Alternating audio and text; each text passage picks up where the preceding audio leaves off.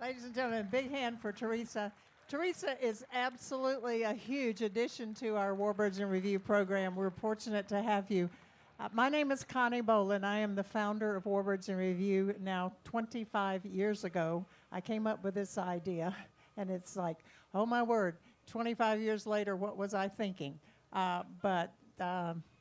Sometimes the workload is pretty heavy, but I have my friend Kyle Guyett, the one person you see around here running around taking care of everything. Without Kyle, without this production team, I could not manage this. But even sometimes I say to myself, why are we doing this? But then I look at you, I look at the airplanes, I see the veterans, and I go, this is why we do this, so that all of you can enjoy this at the moment, but we can record it for history. And today is a very, very special program. Again, we could not do this without all the volunteers. You saw the line crew. This is Kyle, by the way. Kyle, come here. Yeah, she's the one that makes it all happen. Yeah, please give her a hand. She works so hard, so hard. And as do our line crew members, you saw them shuffling this morning with the rain. Can we do it here? You know, and they make it happen, moving how many airplanes if you watch that operation this morning. So a shout out to our line crew and all the other volunteers. And we have, thank you. Yes, please give them a hand. As in all of our programs, our sustaining sponsor is Scott's Miracle-Gro company. Many, many years ago, I went to Jim Hagedorn and I said, we want to pay tribute to our veterans. We want to recognize our volunteers. And he said, Scott's is in. And Jim has been here every year. He was here yesterday. He had to go to work today, but he'll be back this afternoon. So if you see Jim Hagedorn running around out here by the old Crow P-51, you can tell him a thank you. That would be very much in order. Ron and Diane Fagen provided the building behind us for our production crew. Without Ron and Diane, we wouldn't have the ability to have the production room. At some point, I'd like to get a camera in there and let you see what goes on behind the scenes here.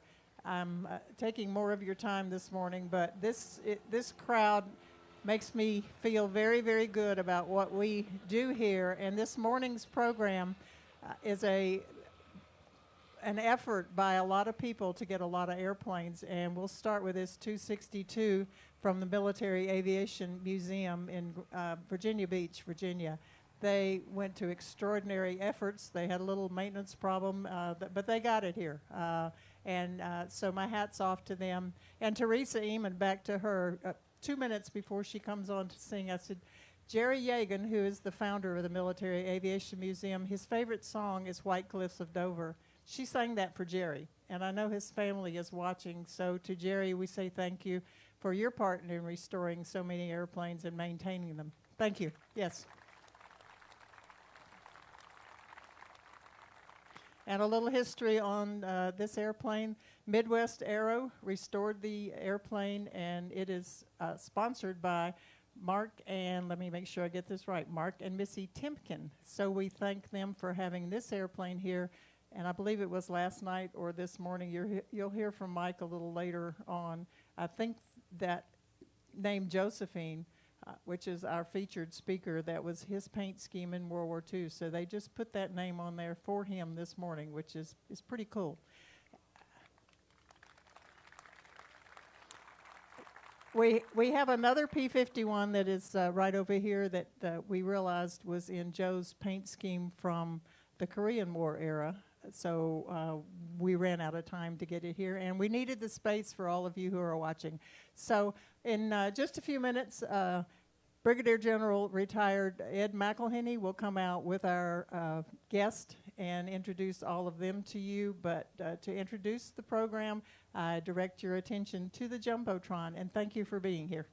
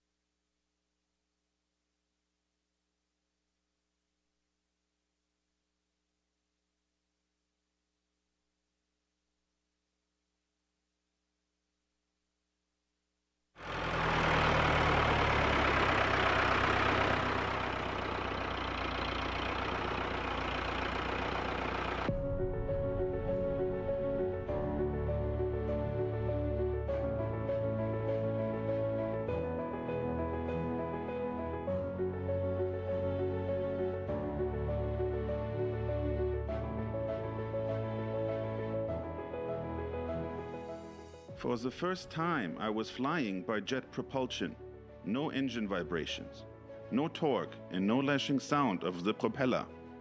Accompanied by a whistling sound, my jet shot through the air. Later, when asked what it felt like, I said, "It felt as though angels were pushing."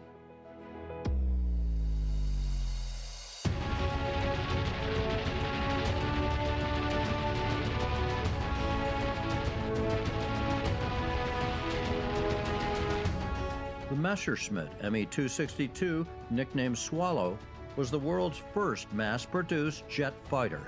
Design work began in spring of 1939, several months before the outbreak of World War II. But there were problems with the airplane's turbojet engines, and it was mid-1944 before the first Me-262s became operational. The jet had a top speed of 560 miles per hour, more than 100 miles per hour faster than the best Allied fighter planes, but its engines were never truly dependable. As an interceptor, the Me-262 was less maneuverable than a P-51 Mustang or P-38 Lightning. But the jet's speed advantage allowed it to make hit-and-run attacks on Allied bombers and outrun the escorting fighters.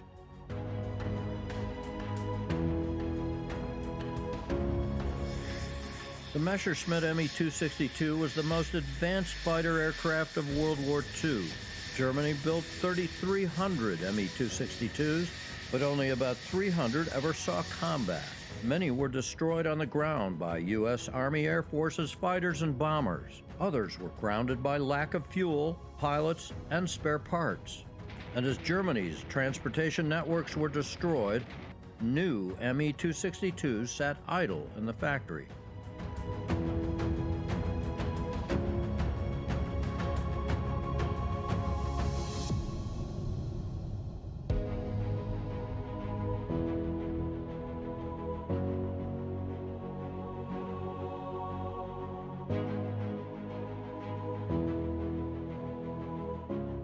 The Messerschmitt Me-262 was a potentially devastating weapon, but it was too late and too few to save the Third Reich.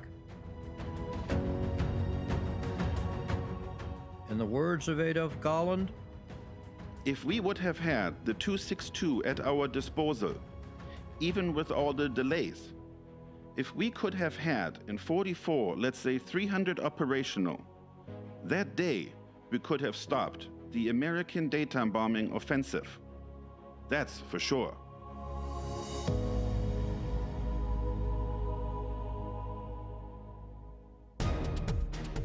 Joseph Anthony Peterburs was a 20-year-old P-51 pilot with the 20th Fighter Group, 55th Fighter Squadron, operating in Europe.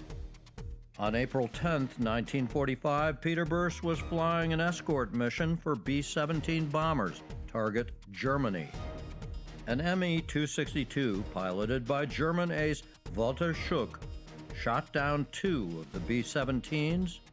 Peterburs fired his guns at Schuck's jet and damaged it.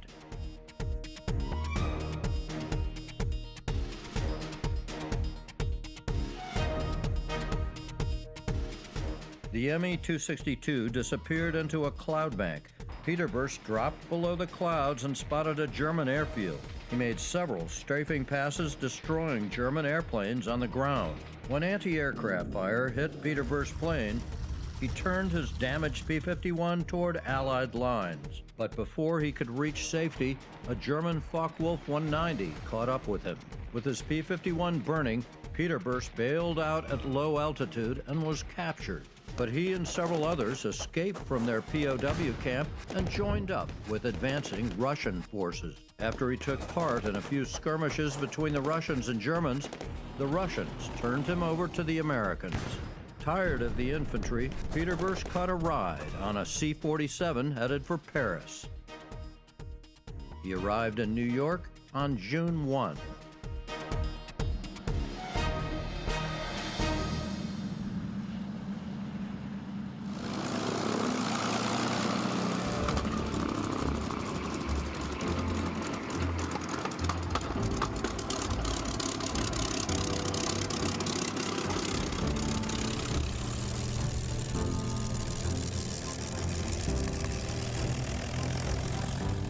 In Korea, Peterburs flew 76 combat missions in the P-51.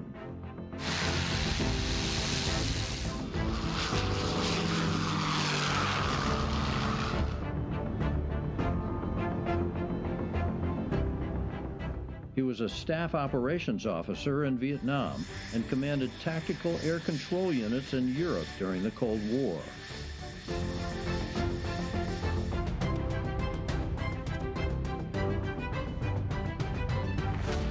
"60 years after his encounter with an Me-262 over Germany, Peterburs met Walter Schuck, the former Me-262 pilot. The two men became best friends. Schuck had also been forced to bail out that day with injuries that took him out of the war. And Schuck said that by shooting him down, Peterburs saved his life, a life he fully expected to lose flying for the lost cause of the Third Reich.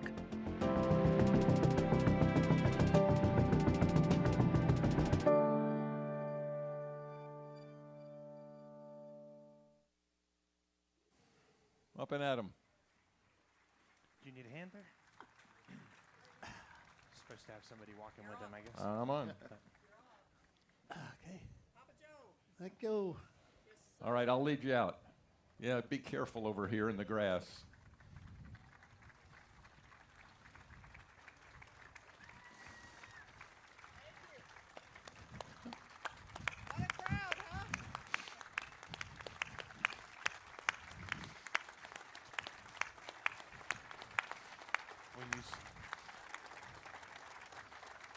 I get the one with the cushion, right? Got your cushion and you have a seat, sir. Okay. There you go. Good. Thank you. You're good? Good. Great. Great. Thanks, Johnny. You bet.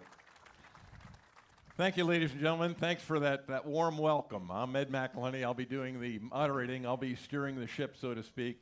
But as you can tell, our guest of honor here is at my immediate left. I don't think he needs introduction, but that is Colonel Retired Joe Peterburs. And he said it was, what, 80, he was 20 years when we shot down that airplane right there. And this is now 80 years later, okay? So here's Joe Peterburs. He will turn 101 this fall. So...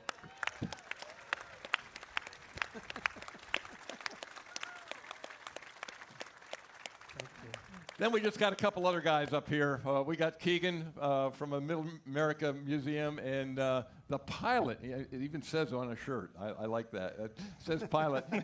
He's the guy we need to thank for bringing that Me-262 in there. That's Mike Spaulding.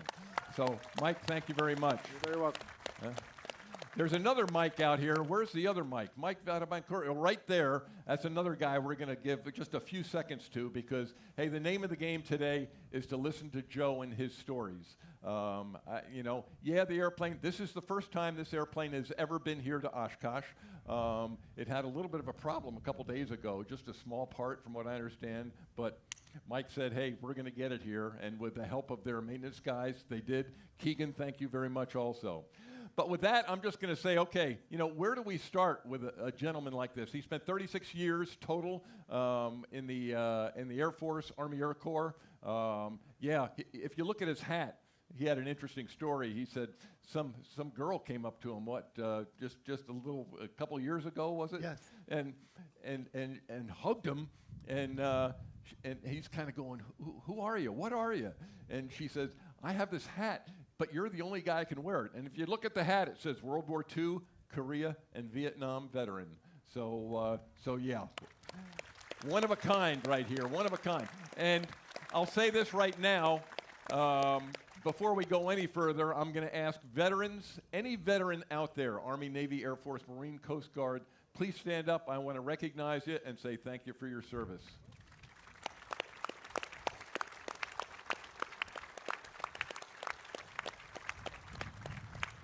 All right, the way I'm going to progress here, I think, is we're going to get some stories from Joe. Keegan is kind of our expert, okay? So if we've got some expert kind of questions, he's the guy I'm going to talk to. And then at the very end, I'm going to go, okay, with about 10 minutes to spare, I'm going to take Mike, and we're going to walk around this airplane, and we're going to do a quick walk around, talk about the airplane, some specifics, maybe some performance characteristics, and then we'll open it up to questions for y'all. So I got to say, first of all, from an airplane standpoint, yeah, you see this one here, and then the other one. I'm trying to look. Where's the other in your colors? He's got this one in his colors from World War II. And Joe, I'll first ask. You know, Connie made a mistake. She said that this was named after his wife, and No. correct me. Okay, so No, set the story straight. It was named after my fiance, Josephine. We got engaged a couple of days before I left overseas, and she kept every letter I wrote to her. Okay, and then the follow-on to that is, what was it? You said you had to get your mother's permission? Yeah, well, after I finished my tour and got home and was put on leave, and we're busy getting all the paperwork together to get married, and in the process we found out I had to get my mom's permission to get married because I hadn't turned 21 yet. Anyway, his airplane is Josephine, and that was stenciled on there, I think, last night in your honor. Yeah. So we've got that one and his Korean P-51 also. But with that, let's go get to the meat of the mission. Okay, the day that you were out there and you shot that down. Okay. Okay. And really, I guess that was your first encounter with Walter also at that point. Absolutely. Didn't know it at the time, but you later found that out. But tell me how that transpired, if you will. You know, we know that the Me-262 had been designed to be basically a high-speed interceptor. Go in there and shoot down the B-17s and get out of Dodge. Okay, but now's where you come in. How did it happen? Well, we were escorting some 450 B-17s to Oranienburg, just north of Berlin. And just as the bombers were over the target, we got hit by a swarm of Me-262s. I was flying high cover about 5,000 feet above the bombers, and I saw this 262 blow up a 17, and I rolled over immediately and started down after him with the throttles wide open. And he was pulling into another B-17 just as I pulled into his 6 o'clock position and started firing. And I got some hits in his left engine, and he started burning. He made him roll over to the right and started down to the deck. And I was chasing him, but I was starting to lose my speed, the speed advantage I did have. Of course, he started speeding it up. So anyway, at about 3,000 feet, he disappeared into the clouds. So I left him. I wasn't going to follow him into the clouds. And so he was burning when he went in, so I just let it go. And I looked over, and I saw a airfield just loaded with German aircraft. And it looked like a real good opportunity to destroy some of the enemy. So I started strafing, and I made too many passes and destroyed 5 aircraft on the ground, set a hangar on fire, and on my last pass on a FW-200, a Condor, big 4-engine aircraft. As I was coming in, I felt a thud, and I blew the Condor, and then I was pulling out, and I felt another thud, and I got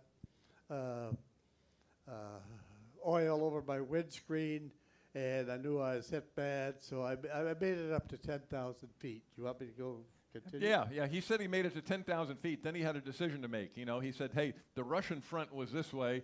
The Allies, if you were that way." And you had, and so from there you had to say, "Am I going to be able to make it back to the good guys over here, or am I going to have to go to the Russians?" So which way did you go? Yeah, I went west. I decided to go west. It was about 80 miles to Magdeburg, where the Allied forces were fighting, and I thought I could make it. But as I was got to about 20, 30 miles away from Magdeburg, I was down to 1,000 feet, and I knew I wasn't going to make it.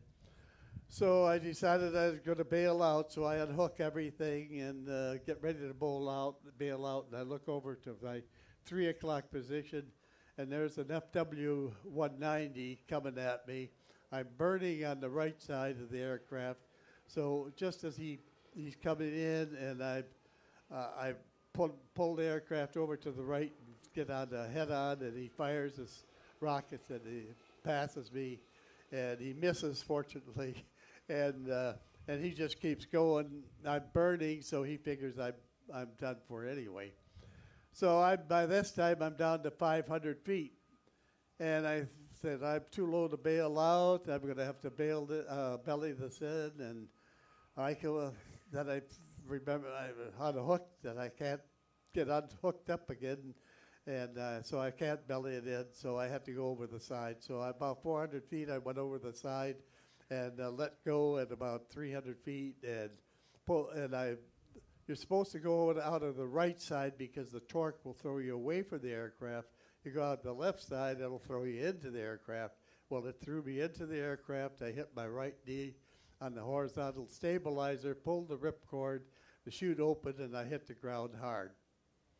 And it was immediately captured, and All right, hold on. Okay. We're going to stop. There's more to follow there, but let's go back to the initial intercept and stuff like that. I want to talk a little bit about, had you been pre-briefed? I mean, had you fought Me-262s before, and what were you told? How were you going to shoot them down? Well, we were briefed as soon as I got there, because we had encountered already 262s when I arrived in November of 44. And the briefing was that they were 100 miles an hour faster than we were. They wouldn't be able to dogfight with you, and they don't dogfight with you. So you have to get them in their most vulnerable stages of flight. And the most vulnerable is while they're taking them off and landing. And many of the kills, if not most of the kills, were during that phase. In a dogfight, there would be no contest because the P-51 could outmaneuver them because, of course, they had a higher speed, but they did have the maneuverability. So they would even try to dogfight. And then the third way would be if you're able to compensate for the speed differential. Well, I had 5,000 foot on them, so I let gravity and the power of my engine bring me up to his speed, and it was basically getting your aircraft up to that speed, and I almost hit compressibility as I was, which was approaching the speed of sound.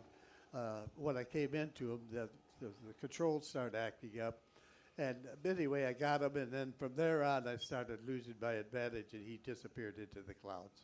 Okay. I'm going to ask Keegan from a performance standpoint. Okay, max additional. How much faster were they than the P-51? Like you said, over 100 miles an hour faster. So, conditions and altitude have a lot to do with the performance you can drive out of the jet. One particular thing the German pilots were cautioned to look out for was getting into that maneuvering fight because the airframe couldn't withstand the stress. One of the significant loss factors for the 262 was actually over-G'ing the tail structure, trying to maneuver the airplane at high speed. Okay, how about armament? Let's see, you can see all 4 gun barrels up there. And I'll ask Keegan first. Okay, armament, what did it carry? It's got the 4 high caliber cannons in the nose up there. They really were aiming 30 millimeter, 30 right? millimeter, 30 yeah. millimeter cannons. They're okay. up there looking to, obviously destroy bombers in the bomber stream. So one thing Joe was telling us about a moment ago was that they would porpoise above the bomber stream. They'd come in and hit one, come back up, regain the advantage, come back in and hit another. Yep. And truly speaking, I talked to Joe earlier. He said, hey, the guy Walter, who was flying his airplane or that he shot down, really didn't know Joe was even there. He said he was concentrating more on shooting down that B-17 than anything else. And so he used his 5,000 foot advantage. Hey, unloaded, gained the speed, took a shot, and then away you went. Yep. So, so yeah. And as it turned out, also, and we'll follow on to this part of the story. You're kind of going, how do you know who he shot down? And I'll let you continue with that. The guy's name was Walter Shook, and go ahead, Joe. Well, the pilot of the 262 was Oberleutnant Walter Shook, Knight's Cross of the Iron Cross with palms. He had 206 aerial victories confirmed, 198 in the ME-109 and 8 in the ME-262. In fact, on the day he checked out in the ME-262, he was near Berlin. He was directed to a flight of P-51s, and he shot down 2 P-51s on the day he checked out. So he was a tremendous pilot. And how did you determine that was really the guy? Yeah. You know, I mean, all you know is you watch this guy go into the clouds, and you said, I saw him go into the clouds. He was burning, but I didn't know what happened to him, so I just went out, and my claim to fame was shooting up a bunch of aircraft and raising havoc at Schoenwald, the airfield, and I never even put a claim in. And then I go through my career and end up going to Korea and Vietnam and spending 36 years in the service.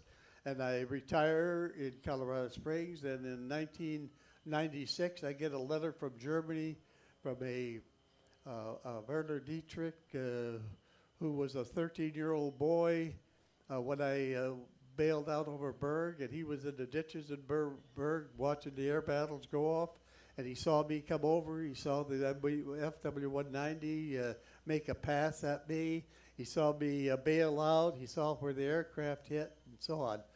And Berg was in East Germany, and he became a amateur historian and war buff. And when Germany and East Germany reunited, the TV stations were recovering aircraft and making specials out of them. And he talked him in, and he said, I know exactly where this aircraft. So he went. Anyway, they went and made a special about digging up this P-51. And then it was Werner said he's going to find the pilot. So for a year he was looking for the pilot. Could never find him, and then finally got a lead from the 20th Fighter Group that probably was me. And so he wrote a letter, and they recovered the aircraft, and he wrote a letter and asked. And I said, yes, everything jives. That's probably my aircraft. So the whole TV crew come back over to the States, and we're talking, and of course, Werner thinks that I was in the battle over Magdeburg. He didn't know I was, and I told him about the jet encounter, and he said when he goes back to Germany, he's going to find a jet pilot. And he goes back, and a month later, he comes back, he says it was Walter Shook. Well, we didn't try to take that, was probably maybe 50-50 I shot him down. Anyway, several years go by, and in 2002, Walter's biographer was contacted me and asked me some information about the first mission. I wrote back, and he took the information, and about 2 days later he came back and said 100% sure you're the one that shot down Walter Shook. He said that they'd been looking ever since the war ended to find out who shot down Walter Shook, and nobody matched the thing. Well, I never claimed, so they never even knew that I encountered him. And so anyway, he came back to 100% sure. I said, how do you know you're 100% sure? He said, well, you, in your narrative, say you saw this 262 shot down 2 B-17s in a row. And that mission, Walter was the only one. In fact, Walter shot down 4 B-17s in a row. He shot down 2 in a box before he came over to our box, and I saw the 2 And so Walter knows I shot him down, and I know I shot him down, and that's enough for both of us. So that's how it came about. All right, but then let's continue. From what I understand, he became a close friend of you and your family. Is that right? Yes. In 2005, Walter was coming to visit his buddy from the Luftwaffe. They flew together at Petsamo in northern Finland against the Russians. And they wanted me to come out and meet him, and I was retired in Colorado Springs, Colorado, and I decided to go ahead and one of the reasons they wanted to meet, because they had done a poster of me shooting down, and they wanted us to sign it and that sort of thing, and so I went out and I met him on the 18th of May of 2005 at the Old Bold Pilots Club at the Wendy's restaurant. I guess you qualified, huh? Old Yeah, Bold Pilots. we were both qualified. I often said to Walter, I said, hey, when we were young and full of piss and vinegar, we were going to live forever. He said, I'm afraid we aren't going to. So anyway, Walter and I became close friends.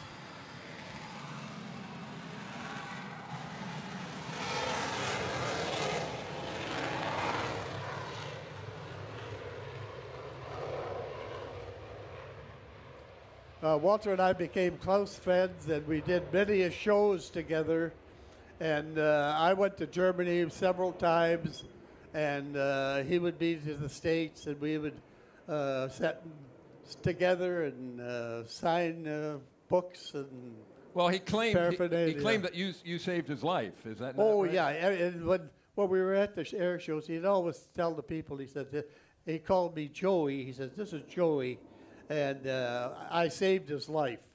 Because had he not sprained his legs when he bailed out, if I had not shot him down, he would have been flying the next day, and he certainly would have been killed either the next day or the next, because we had not only air superiority, we had air supremacy.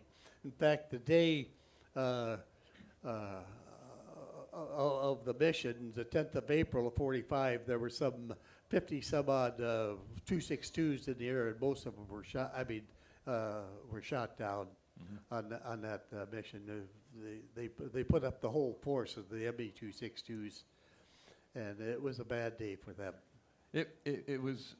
We talked earlier, and he said, we became friends, and we had the same outlook. He said, what? He said, oh yeah, I was doing. We had people that asked, well, how come you guys are friends? Aren't you enemies? You're fighting in the air, and I'd say, well, my job was to escort the bombers, protect them from the Luftwaffe, and get them to their target so they could bomb them.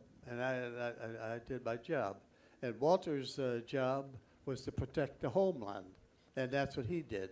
And we both feel that we both did our jobs, and we did them pretty damn good. And that's the way, that was our attitude.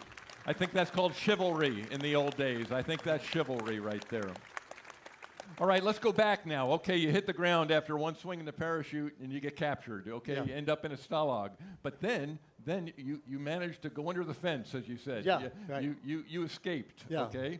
Well, I ended up at a couple of pre-POW camps. The last one was the Luckenwalde Stalag 3, which was a Russian POW camp. It was all Russians, and then we escaped. Of course, the Russians were fighting in Berlin, and Luckenwalde is a suburb of Berlin. And so there were 5 of us that escaped together. 2 were sergeants from B-17s that were shot down. Another was Lieutenant Stewart, and another was Captain Tracy, both shot down straight from the airfield, and then myself. So the 5 of us, we took off towards Berlin, and as we were going to Berlin, we ran into a Russian tank unit headed west, and we were able to join them, and we fought with them through the Battle of Jitterbug up through along the Rhine, up to, along the Elbe, up to Wittenberg on the Elbe, where I was retrieved and brought back under U.S. control and ended up in Paris and then redistribution camp and then home. I understand. All right, I'm going to give you a break for a second. Talk to Keegan a little bit about the airplane. And I got to get this right. Connie was going to harass me. A reproduction or a replica, okay? This is really not, it was, and I'll let Keegan talk to you about it. But, it's the right size, the right shape. Engines are a little bit different. But go ahead, Keegan. So it is either or both. It is a replica, technically. And what's it called? I called it a swallow, and I've seen it called a swallow. He says, oh, no, don't say that. Well, we'll hit on that in a minute. That's okay. A subject of hot debate for everyone. What was the airplane actually nicknamed by the pilots that flew it versus what the Luftwaffe had on its government paperwork. But where did this airplane come from? And so this airplane is part of the batch of 5 aircraft that were built off of Vera, the aircraft that was recovered by Watson's Whizzers that's now on display at the Naval Aviation Museum in Pensacola, Florida. You may remember there was a project that kick-started early in the 1990s to basically build an airplane off of that original that had been recovered from the Navy facilities at Willow Grove in Pennsylvania. And as often happens with these things, this discussion became, if we could duplicate the parts of this as we restored it, why couldn't we do that 5 times and then have 5 of these airplanes out flying in the world? And so that project was originally begun in Fort Worth, Texas. Ultimately, it kind of descended into some lawsuits and things like that. But the airplane fuselages will travel to Legend Flyers of Everett, Washington, just north of Seattle, where Bob Hammer, a retired Boeing engineer, will take up the torch and kind of bear the challenge of trying to get these airplanes finished and out flying. So rather notably, the Collings Foundation here in the United States has an operating example. We had ours operating some years ago. It's almost a decade that it was stored and non-flying. But there is also one in Germany with the Messerschmitt Foundation. They fly it as part of the history of their company.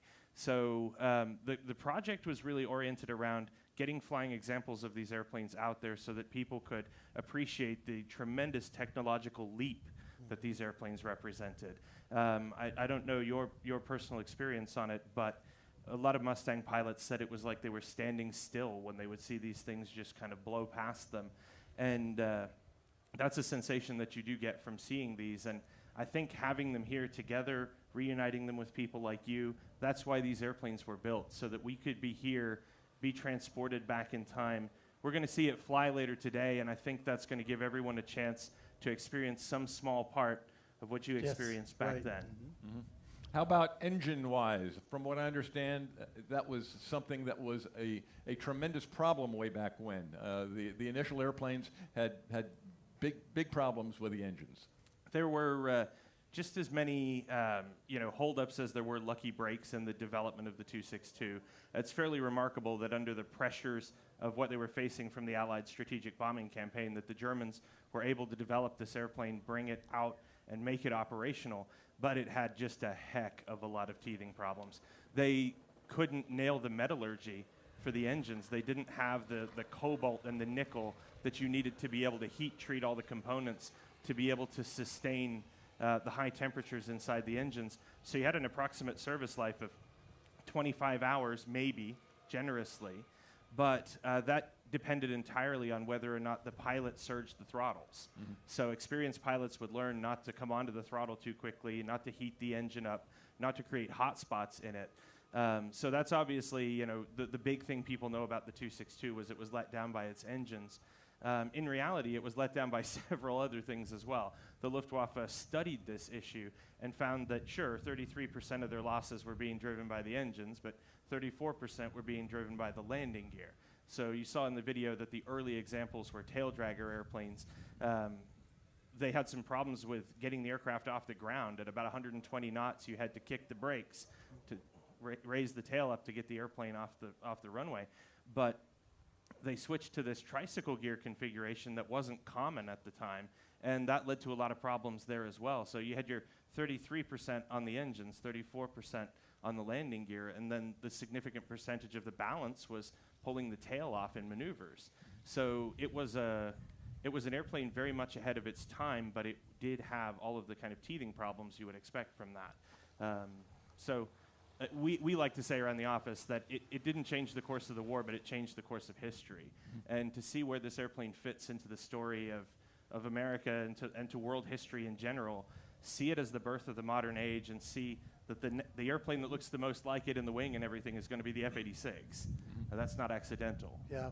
Okay, but to keep a guy like that safe and sound up there, what'd they do? What'd they put in these things? It has CJ610s on it. It has old Learjet engines, and I think, Mike, at the start of your career, you flew behind some engines like this. Yep, in Learjets. Yeah. Yep. So they're much more reliable now, and engines are basically not an issue at all. So. Well, I mean, they are on Saturday morning when you're trying to come to AirVenture, right? They're, so, relatively speaking, not an issue. Let's knock on some wood here, but we had an oil pressure sensor give us some grief, and so I know that all of you guys have been up here asking us, when is it going to get here? And there was starting to be a little bit of a joke passed around that at Reading, it was just about to come out. It was just about to come out as the rainstorms kind of kept it inside, but. Then we did the same thing here. We had the maintenance challenge, and we said to everyone, it'll be here, and everyone was like, when? Yeah. So. Yeah. All right, thanks. All right, I'm going to do a quick walk around with Mike here. He flew it in here. He's going to fly it out of here, and he's got probably more time in this airplane than anybody else at this point. So let's do a quick walk around. Joe, don't go anywhere. We got more stories that we want to hear from you. So we're going to walk around the airplane. And Mike, go ahead. Start stem to stern and talk a little bit about this thing. Well, we'll start here. If you're going to get in the airplane, they built convenient steps, handles. Climb yourself up in and get in and open it. You can walk around on the top. The slats, this was all great German engineering for back then, no computers or anything. These slats are operated by air and speed. 150 knots, they kind of start up, and at 200 knots, they're all the way up. So they're just spring-loaded? Nope, no, they're just... Oh, they just float? They just float. Wow, yep. Okay. So there's nothing that controls them other than your airspeed. The engines here, as they said, CJ610s. I got the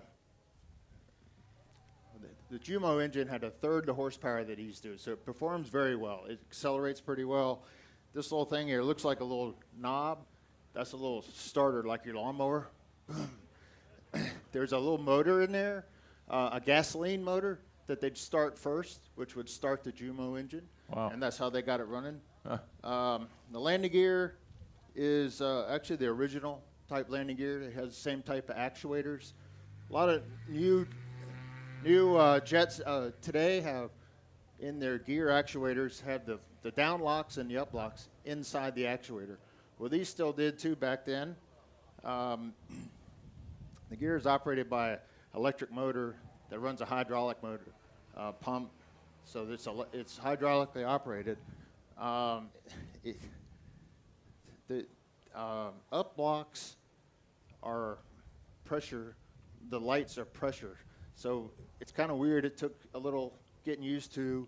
When you put the gear up, it goes all the way up. The lights come out. We still got two green lights. So it's like, is it up or is it down? But as soon as the pressure comes off of it, the green lights go out. If they don't go out, then there's something going on. But it took a little while to figure out, okay, that's just the way it was back then, but it works. Let's see what we got. The guns are up here. Nose gear, this is kind of the weak link of the airplane. You don't tow with it. You just steer it. If you noticed on the video when they pulled it out, they've got a cable that goes on it, which kind of goes on a movable tow bar. So it's actually pulling by the mains and steering it with just a steering thing. You always put the locks on, the ground locks, before you move it, just because of some of what I was saying. The actuators are, you can't trust the locks. There's no pressure on them, so you want to make sure that they can't fold. Let's see what else we got here. How about the cockpit? Pretty roomy? You got a lot of space in there? Is it pretty tight? After you're in there, it's not too bad. Okay. I say the hardest thing about flying this airplane is getting strapped in and getting everything on because it's kind of hard to reach it all. But after you're in, it's actually pretty nice. As far as jets go, it's a pretty simple system setup. There's not a lot of fancy things on the airplane. It doesn't, when you start it, you actually have to stop the start sequence when it gets to a certain speed. It doesn't do it automatically like even like the Learjets did.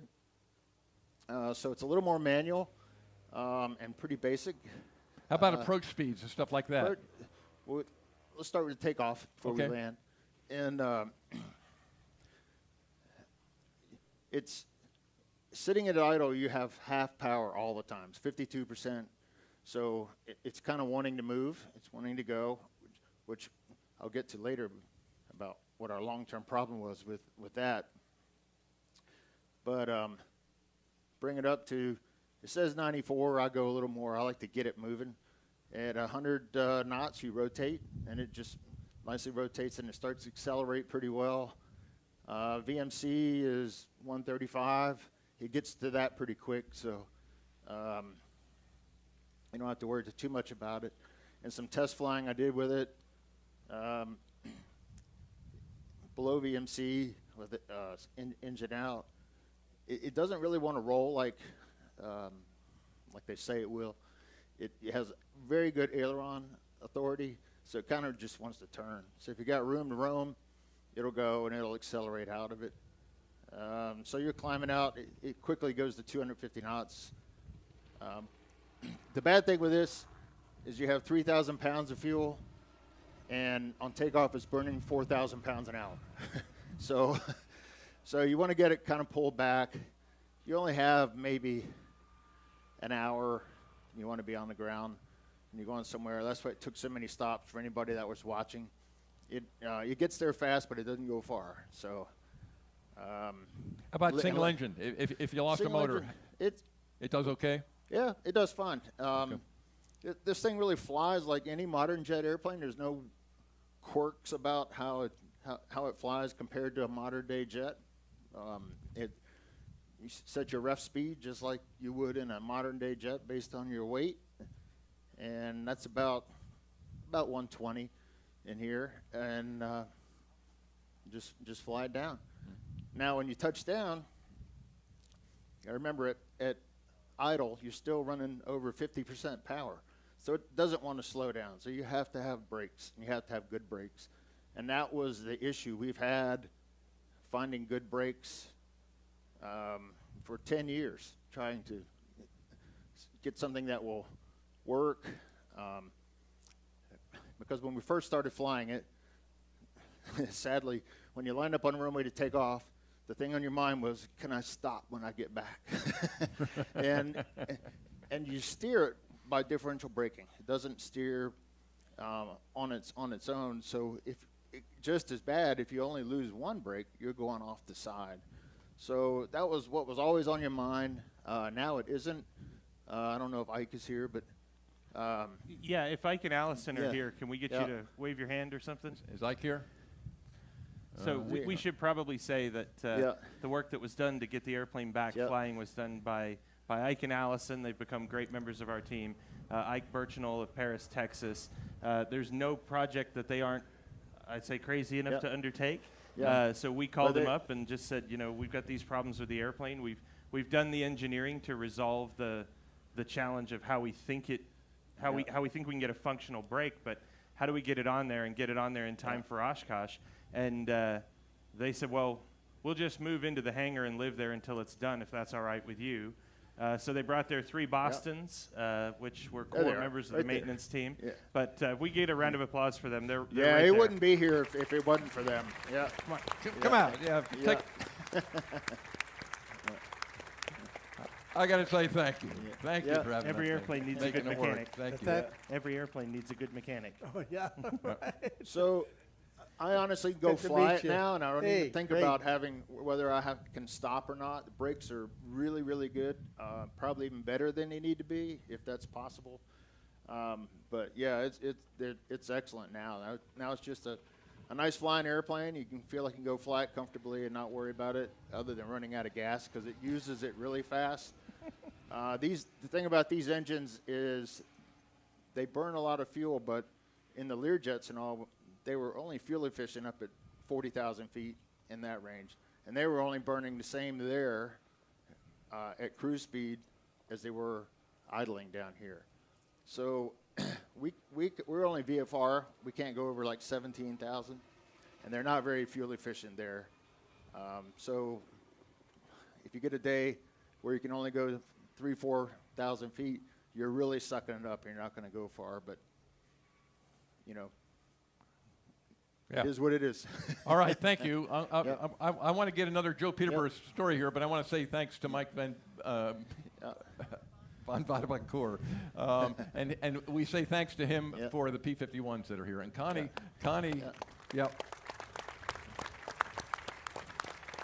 Thank you, Mike.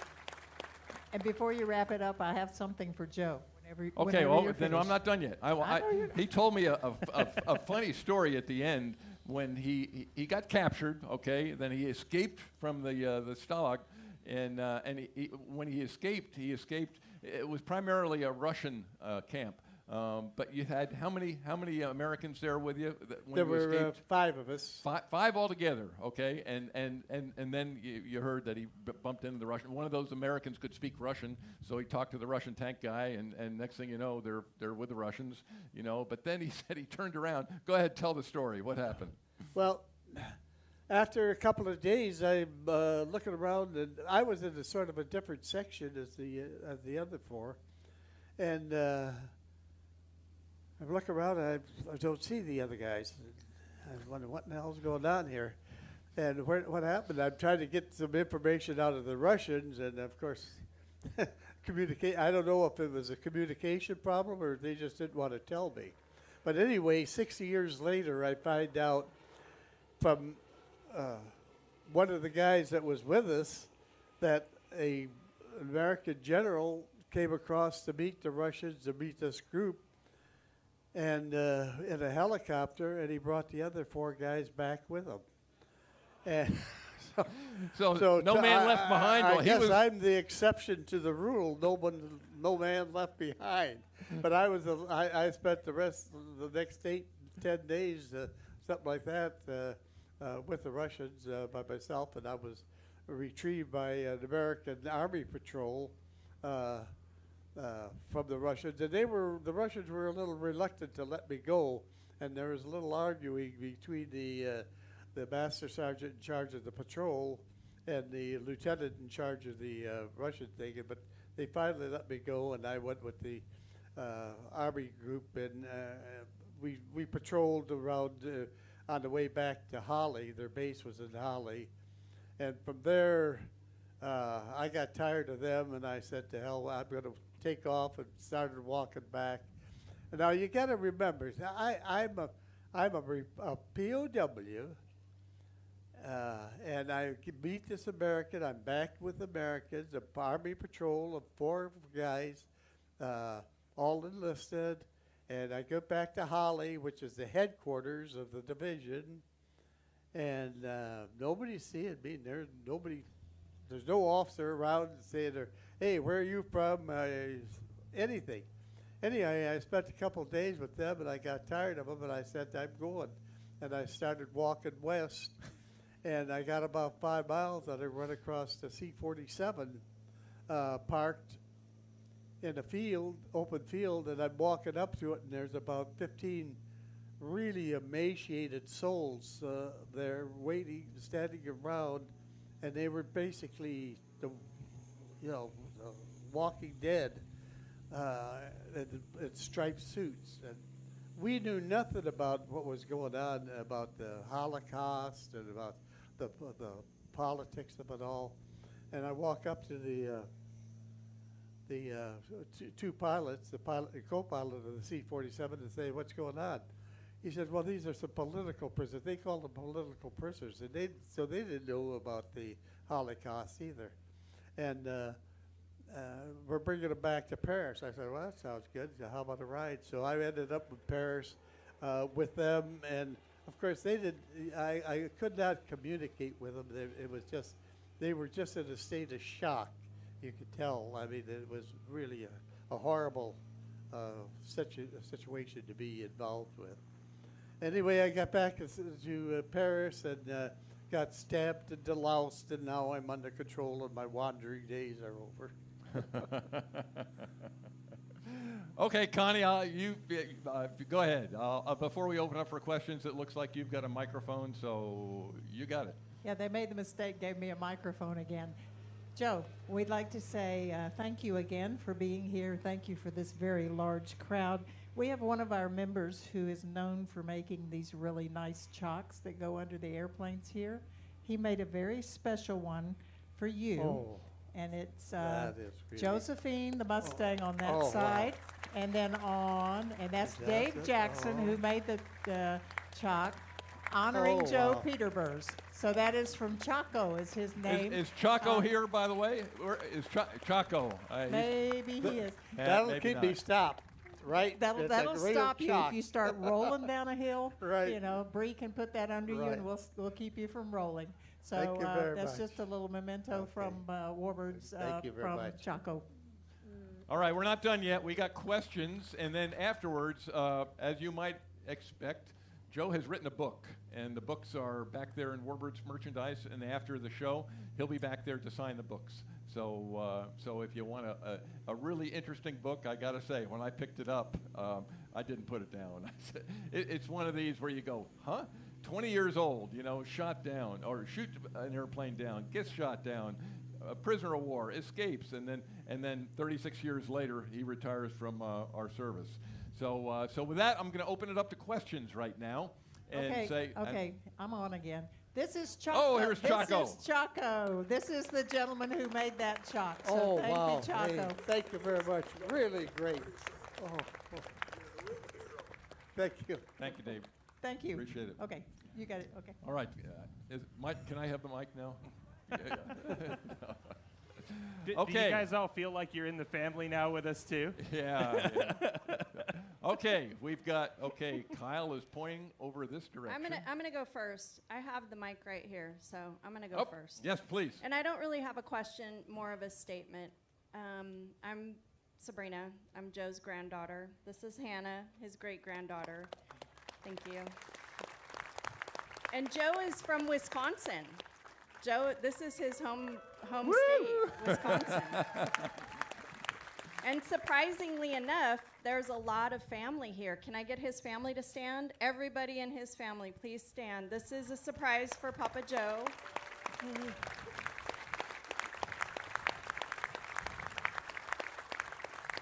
And then we have some great friends here. I just really want to say thank you to Connie and Kyle and everyone here at Air Adventure and Warbirds in Review. And Mike, turn around. I've already cried my eyes out. Josephine was not on that aircraft yesterday when we saw it. And so for you guys to put that on there, Josephine was grandma. I just want to say thank you so much for making this so special for us. Grandpa, don't cry. Thank you so much for making this so special. And the ME-262 Keegan, I mean, this is amazing to have this at this stage of life for him. A lot of great things have been done for him, but this right here, it takes the cake. And we know you because of Bud Anderson, and we just want to say that at Papa Joe's 100th birthday, we gave out little bottles of Old Crow in memory of Bud. So we love you. We can't say enough about this. We just want to say thank you so much for this opportunity. I love you, Papa Joe.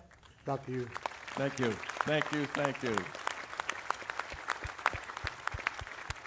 Can I add one thing, Ed, just to say, from our end, it's been an incredible pleasure, an honor to bring the airplane up here and to have it here for you to enjoy.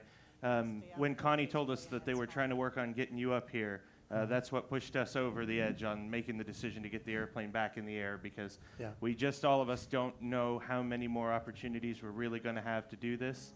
And it'd be a crying shame for it to sit for even 2 more years in the hangar, not come up here and bring it up here to be here with your airplane and with you.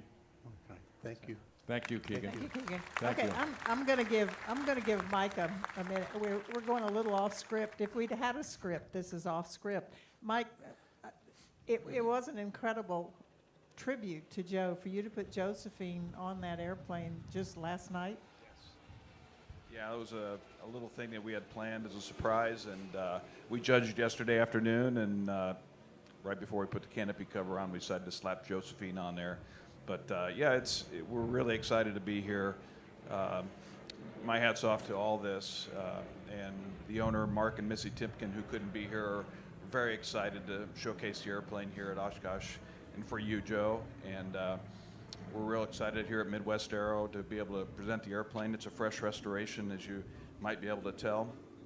It's got a little less than 10 hours on it, so, and we're really excited to be here, and thank you for being a big part of this. Thank you. Thanks, Mike.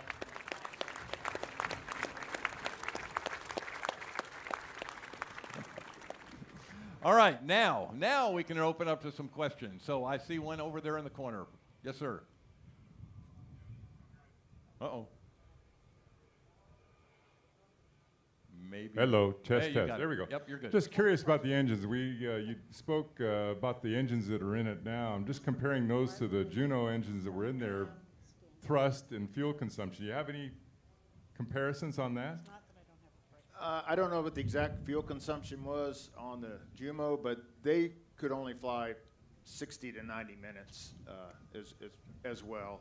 This will probably fly 90 minutes, but I won't be doing that. I've flown it a little over an hour. We're going to upgrade it a little bit. This is a little bit rudimentary type of, so it's pretty basic. The fuel gauges in here aren't very good. It has 4 tanks. One tank up here runs the left engine, and then there's a combination of 3 that run the right engine. And you have to move fuel from the second tank to the third tank, and then the 4th tank flows into the 3rd tank, and then it goes to the right engine. So there's going to be a test there. But you got fuel flow gauges, and they just stay way up there, and that's all you know. And you just try to. I'm still learning it myself, because even when we had it before, we never really took it anywhere. So this is really the first big trip, other than going to Reading, to really kind of experiment to see whether you climb fast and go straight like we did in the Learjets, and then stay up there and pull it to idle and come down.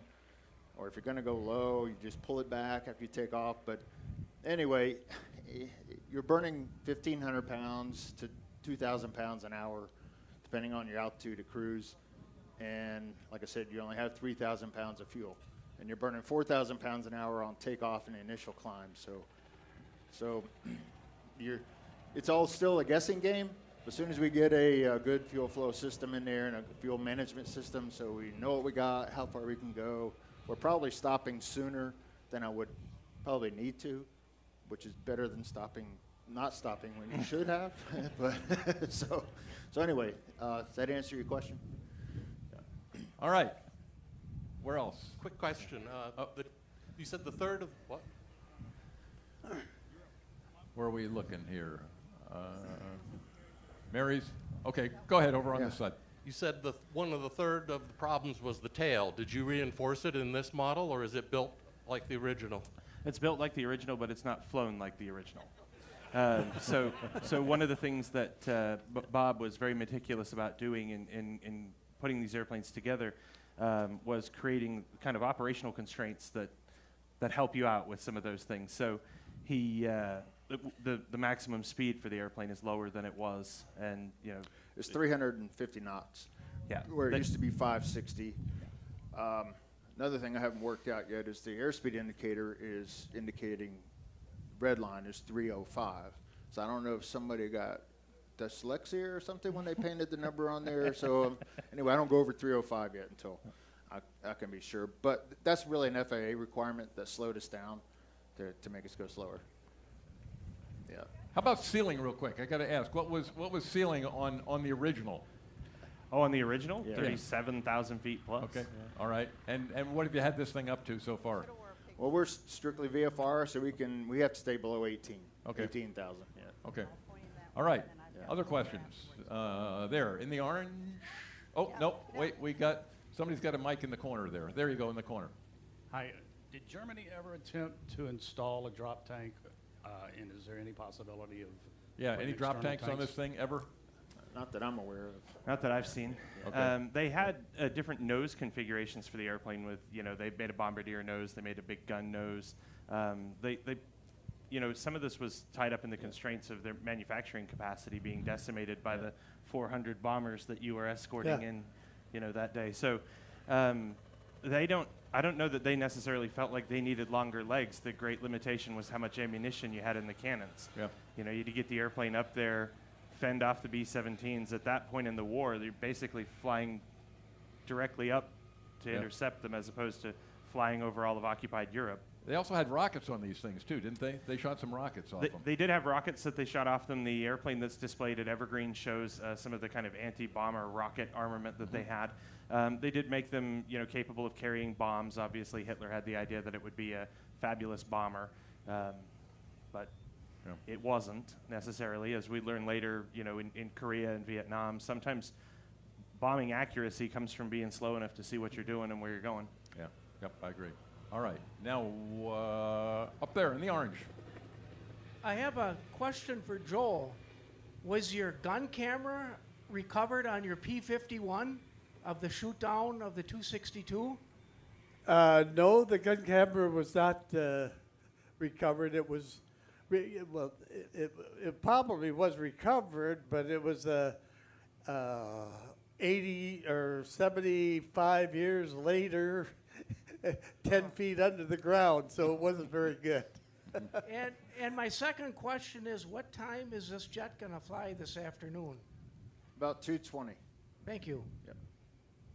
Okay. One more? Oh, there's one down low here. Yep. Hello? Go ahead, sir. Hello, can you hear me? You're on. I got a question for Joe. Which one would you fly if you had the option in combat? Which one? What? Well, what would I would rather have flown the P-51. Good answer. Good answer. Yep. All right. As a little aside here, Walter told me how he was checked out in the 262. He came down from the north flying the ME-109s. He ended up and reported to the commander of the 262 outfit. He said, "I'm here to check out." He said, "Okay, go down to the end of the runway and watch them land. And when you think you've planned to take off, and when you think you're ready to fly, let me know." And 3 days later, he said, "I think I could fly." So check out, and off he went. And that was amazing to me with that technology that you had. So one of the things that was exceedingly difficult for them to kind of work out about making the airplanes operational was how do you train to fly a jet? So they weren't sure if they should take their best 109 pilots who were skilled interceptors and put them into this with 2 engines to manage, or if they should take the remnants of their bomber force who were used to managing multiple engines and then stick them in the airplane. So there was a lot of trial and error going on with how you learn to fly one. Trying to figure it out. Yeah. Yep. All right, we got one more question right here. I've got a question for Joe. On my drive up from Georgia, I was listening to a higher call and learned that of the 28,000 German aviators, only about 1,200 of them survived the war. And I was kind of curious, as the years went on and you found out that Walter Schuck was still alive, what was that feeling of learning that you didn't have to take a life to save so many? He wants to know how you felt when you found that you didn't have to take a life. When you became friends with Walter, you realized that you had not killed a person. I never, in all of my combat, I never concerned myself with it. I was not, in the first place, my whole attitude, the fighter pilot's attitude, is you're not there to kill the guy, you're there to kill the aircraft. And when they say, when you say you got, what you say you got 21 kills, you're not bragging about killing 21 people, you're bragging about killing 21 aircraft. So that's the attitude that I had and that most of my friends had, and that was basically the attitude of all fighter pilots.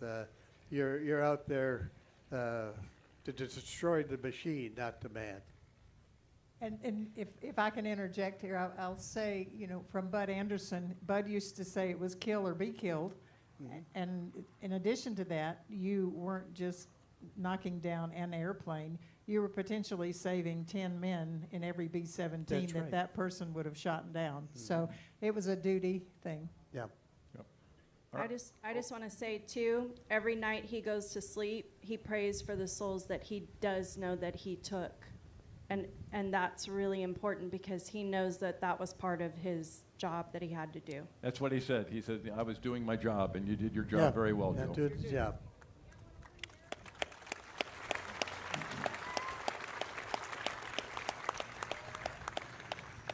This is for the restorers of it. Half the battle seems to be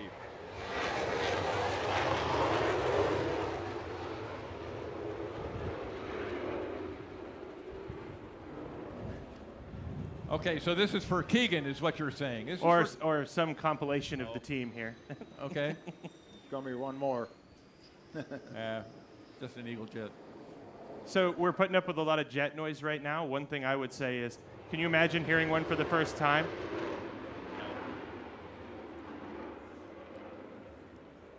Yeah. You know what we used to call those? A waste of a perfectly good engine. That was coming from an F-16 driver. All right, go ahead. For the restoration with 3D metal printing advancing and everything else like that, what do you guys see as maintaining the viability of keeping these airplanes flying? Because they can be restored relatively easily, but the blueprints and CAD engineering, and what's kind of the plan to keep them going? That might actually be a Mike Vadaboncourt question because I think that's their specialty. Can we get Mike a microphone?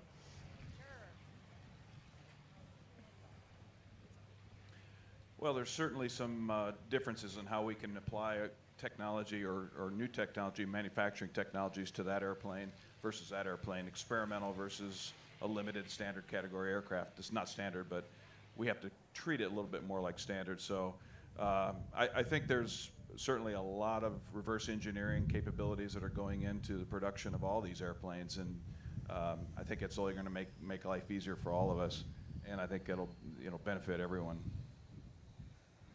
Air Corps Aviation, of course, has taken a big step in that, and they've helped multiple airplanes here as well as us. And yeah, I think the future looks really bright for restoring all these airplanes.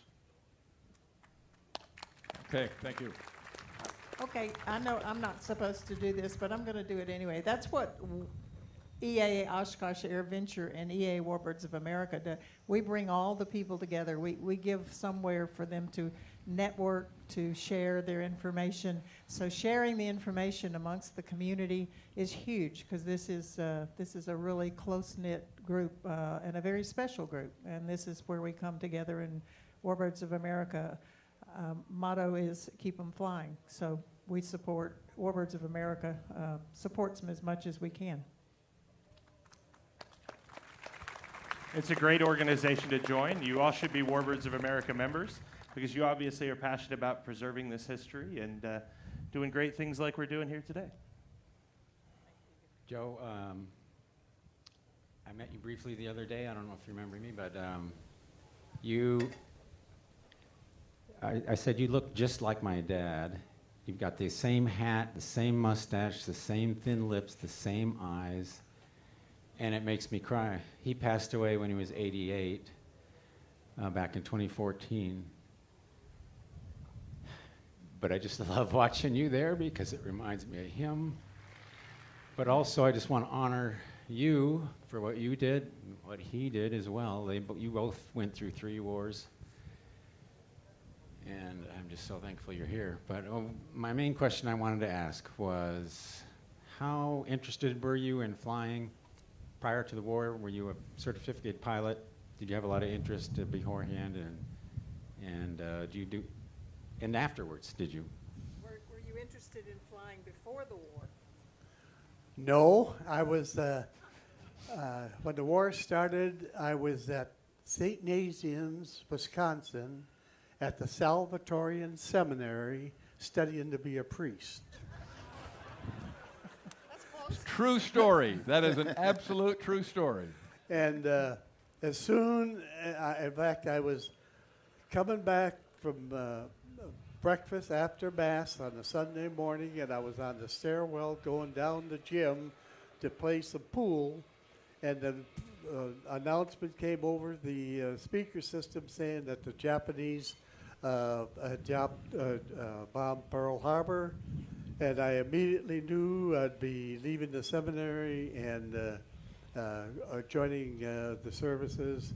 Because I come from a military family. My father served, and well, my father is a different story, only more fantastic than mine. And I had 5 brothers that also were served. Eventually, in my family, all of us served in World War II, except my youngest brother. I had one brother in the Navy was killed. He was a master machinist mate on a sub chaser, and he was killed off the coast of North Carolina, escorting a convoy on the 3rd of May of 1943. My oldest brother was in the service in 1933, and he was in the invasion of southern France and all through the war in Germany, and then went to Korea. And on the 3rd of November, he was killed when the Chinese went across the line. Joe, talk about those relatives of yours who were on the other side. Oh, I also had 2 cousins in the Luftwaffe, Hans and Heinz Peterburs. The Hans Peterburs was a fighter pilot that flew many of the different aircraft, and he destroyed. He had 18 kills and 20 on the ground in the air, 20 on the ground, and some another 20 some odd tanks, and he was killed was shot down by a Spitfire in January of 1944. And he had the Knight's Cross to the Iron's Cross. His brother, Heinz, was in the defense of the Reich, flying Me-109s against the bomber forces. And I could correlate at least 7 missions in which we were in the airspace at the same time. Unfortunately, on the 8th of April of 1945, he was shot down, and on the 10th of April of 1945, I was shot down, and we were both on the same mission on the different side. Wow. Wow. Interesting. All right. Any other questions? Oh, we've got one over what direction? Okay, in the corner here. Did you and that German pilot, did you do the Reading Air Show together in different booths? Years ago. If you did the Reading Air Show with Walter in Reading. With Walter. With Walter, were you at the air show at the same time? Yes. In 2007, I was at the air show with Walter Shook. Yep. Yeah. All right, we got one right here. Go ahead, young man. I just wanted to ask, when you had to bail out, what was your thought process? What did you think was going to happen? When you bailed out, what was your thought process? What did you think Oh. was going to happen? Well, I was just doing things automatically, the trading. What I thought was, darn it, my mom's going to get a telegram saying I'm okay, because she was. I thought about my mom. I did my thought. As far as danger or being afraid, I wasn't. I don't think I was. Well, I know I wasn't afraid. I always kept my eye on the target, what my mission was, what I had to do, and I just concentrated on that. And I felt that if I let any of this other stuff interfere, I would not perform well. Okay, thank you. All right, we got over here on the right. Go ahead.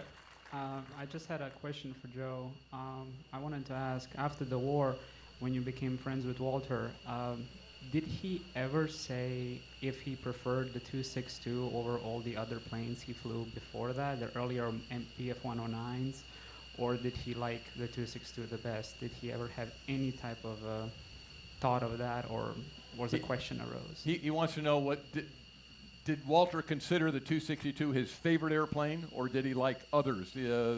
Well, we never did just talk specifically about whether he liked one aircraft or another, but I could tell by his conversation because he primarily talked about his time with the in the 109 and the different tactics he used there, because there was a lot of dogfighting there, and it was a more of an active thing, where it was more of a passive thing, not passive, but a cut and just quick run, hit and run sort of thing. Yep. So, but it was his flights with the 109 were a lot more interesting and exciting. Understand. Okay, one right there. Go ahead. What do we know of Walter's life after the war? Of his capture, did he end up in East Germany, West Germany? What did he do after Did the Walter war? get captured when he got shot down? He got shot down in oh Germany. yeah, well no, he got shot down, and he made it back to his base. He was telling me that he had had some help from the civilians, and they got him on a transportation system that brought him back to his base, and he got back to his base in Oranienburg, and he's going in, and he goes to his footlocker. He wants to get that bottle of cognac that he had been saving, and somebody had robbed him of it. They figured he was gone, and they took his, and he was really ticked off about it. But he did get back to base, and he was captured by the French, and the French, he was in a French prison for a while, and then after he got released, he was an instructor for I think the Syrian Air Force. Okay. All right, last question. We got one more, and then that's going to be it. Go ahead. Okay, not so much a question as it is a statement that my wife and I met Joe about 2 years ago along with Sabrina, and it was a fantastic thing then, and that's why we're here today. As an author, I read Joe's book. I highly recommend it when this is done. Hear, hear. And the books are for sale back at merchandise back there. He'll be signing, and you'll probably get some more stories, because I could sit here the rest of the afternoon and listen to these stories, I'll tell you right now. But with that, I'm going to say, first of all, Joe, it has been an absolute honor for me to be able to sit here and talk to you, get to know you a little bit, listen to your stories, and realize that as a 20-year-old, you went out there and did what you did. You did your job. I understand that. You were well trained, and you did your job. But then to continue and be able to pass it along to these folks here, that's even more important as far as I'm concerned. So I say thank you. It has been an honor. And Keegan, same thing. Thank you. Thank you guys for having us, and Joe, thank you so much And- for everything. And thanks for, hey, making this ME-262 happen. To you guys back there, hey, same thing, flying it here, getting it working, keep it flying. Isn't that what, we got to keep them flying. So that's what we're trying to do. Ladies and gentlemen, thank you so much for being here. We appreciate it. The next show this afternoon is, the star of the show is down there, that A-10, and we got a P-47 out here too. But in the meantime, Joe, stand up. I want to give you a round of applause. Maybe not. A little too many. Oh, okay. Thank you very much. It is my honor and my privilege and my duty to serve my country for those years, and I'd do it all over again. You've done it well. Well done. Thank you. Well done. Thank you. Our pleasure. Thanks, folks.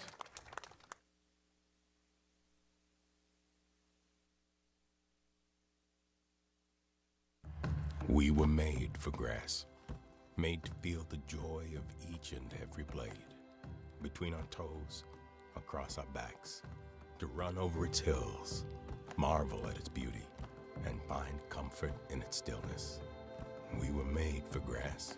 It's where we battled and celebrated, built monuments, grew families, forged memories, and pushed ourselves farther than ever before. We were made for grass, to care for, nurture, and cultivate. We've always made sure to have a patch of our own, because there's no greater feeling than being on the grass, except leaving it.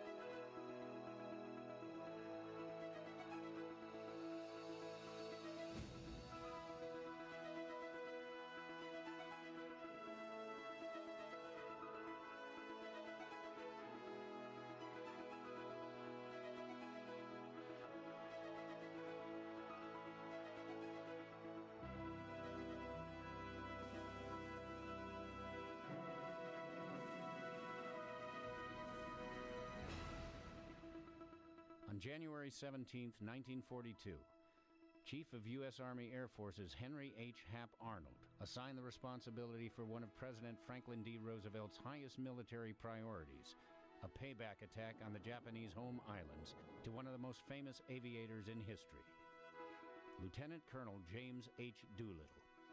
In a mere 66 days, Doolittle had identified the airplanes that could be modified to launch a carrier-based attack some 450 miles from Japan,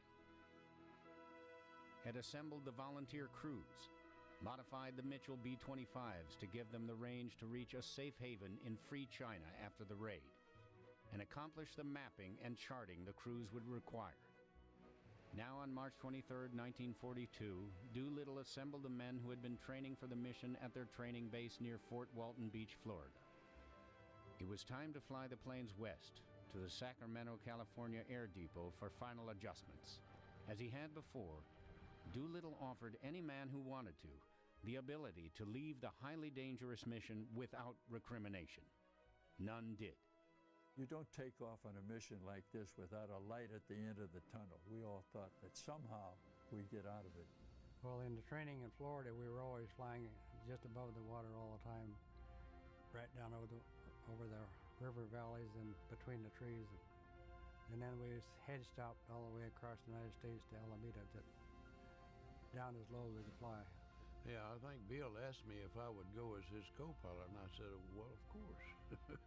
Somewhere along the line, they interject the thing that it was a suicide mission.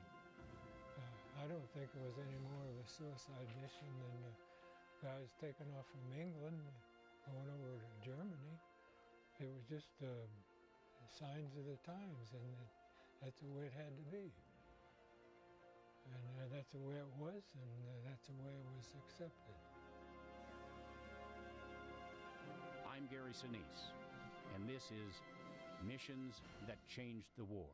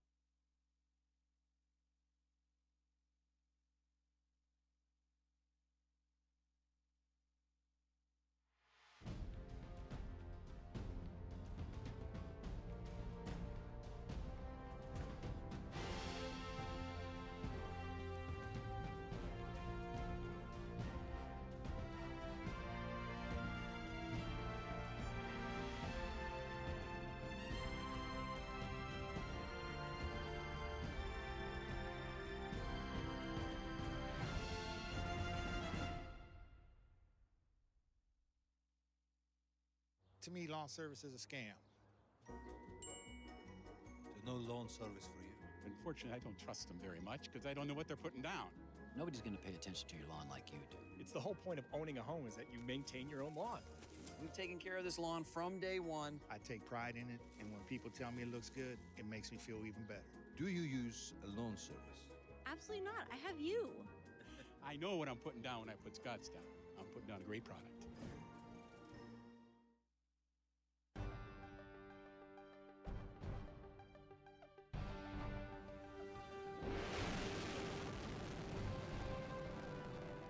STS-27 was my third launch, and it was only the second launch after the Challenger accident.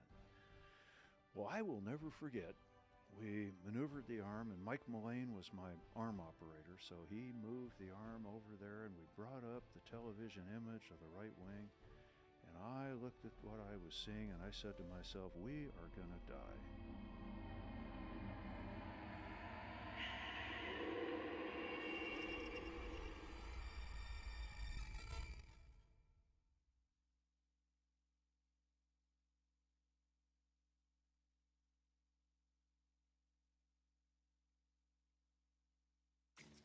You know, plants aren't so different from us, are they, Ryan? Plants need food like people need food. And that's right, and they do tell us what they need, like this really good organic plant food from Miracle-Gro. It's just as important as soil, sunlight, and water. Ryan the philosopher. And you know what this one is telling me? She needs a spicy martharita and a lounge chair by the pool. These peppers look hangry, Ryan. Feed them, don't just stand there.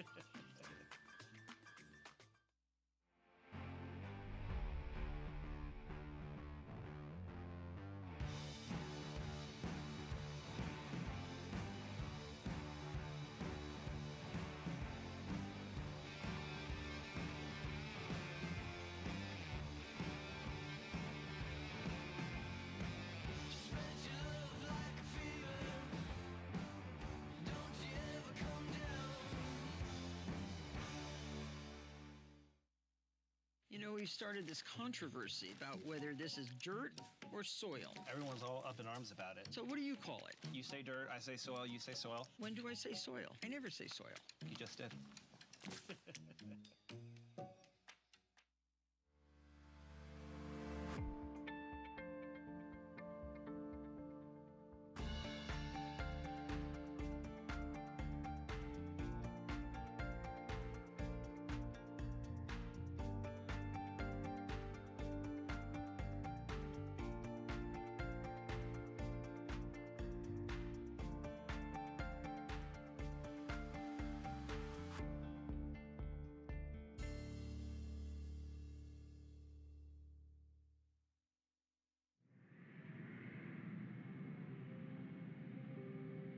There was a day in 2011 when I'm told I was the highest person on Earth.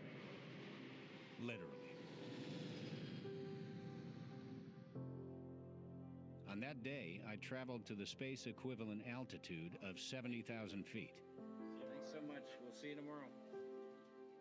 It was a voyage to the edge of infinity. For a few minutes that I will remember for the rest of my life, I stared through the frost formed on the canopy of our aircraft as deeply as I could into forever. I'm Gary Sinise, and this was my high flight.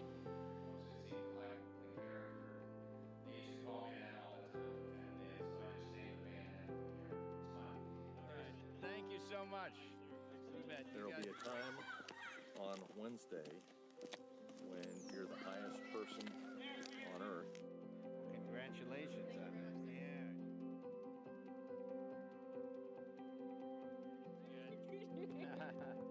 You got it. That'll be good for the wall. How are you? I'm Gary. Thank you.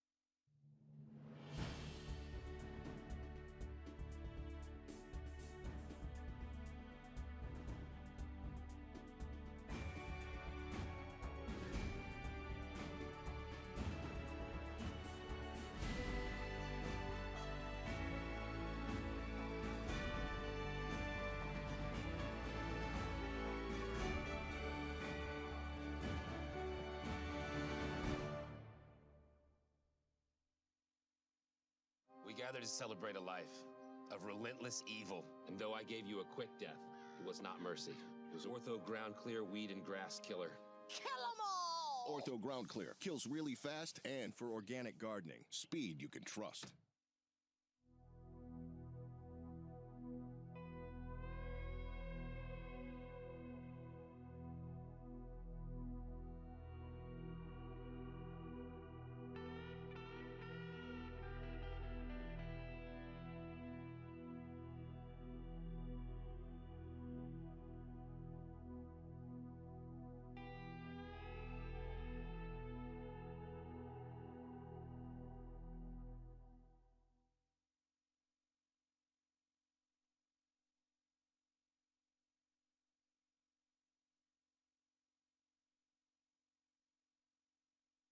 So he comes back in a few minutes with a guy about his age, same size. He says, "Now, this is the camp commander."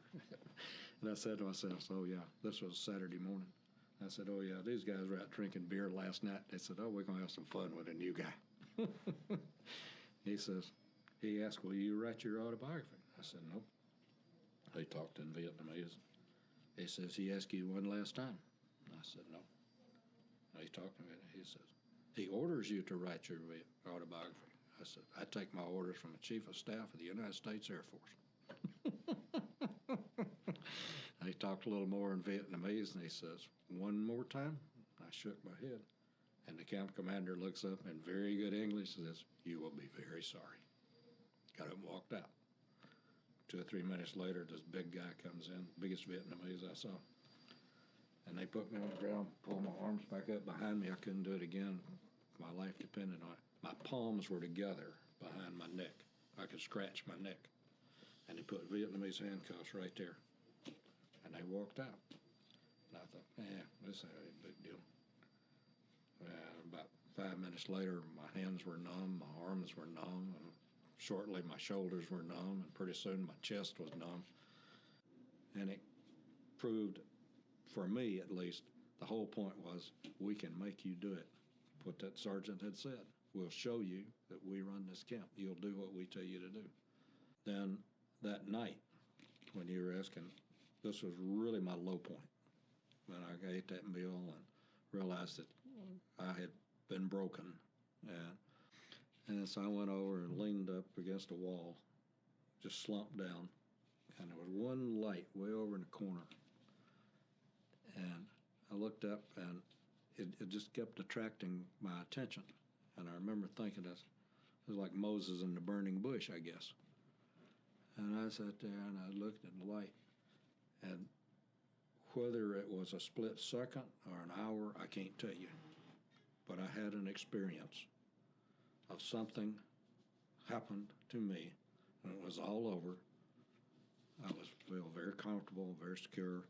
You're going to live, you're going to get out of this, and you'll go home someday.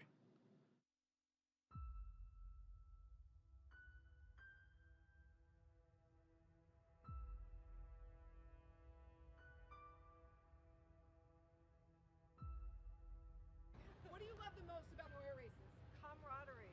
Everybody is friends, everybody helps each other, and we're all very professional and have a great time. Some say we're crazy. I'd put it more, we have a deep affliction and a commitment to the skills and the practice of aviation, and we love it.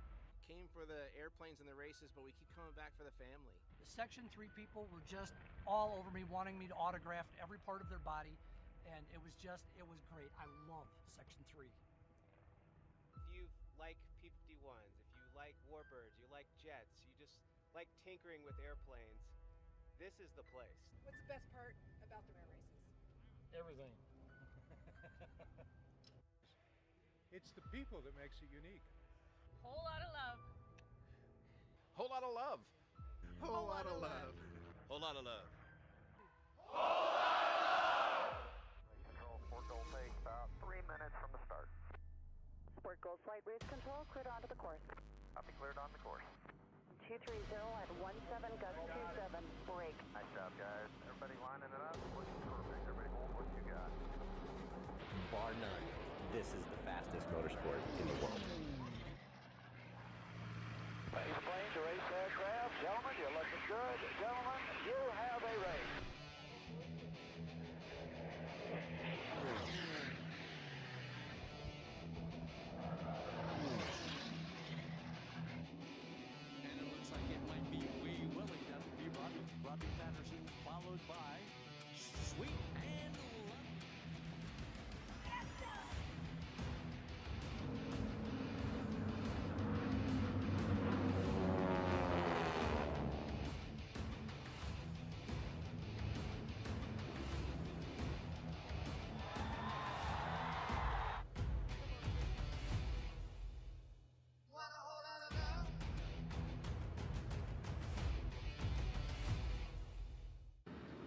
fun.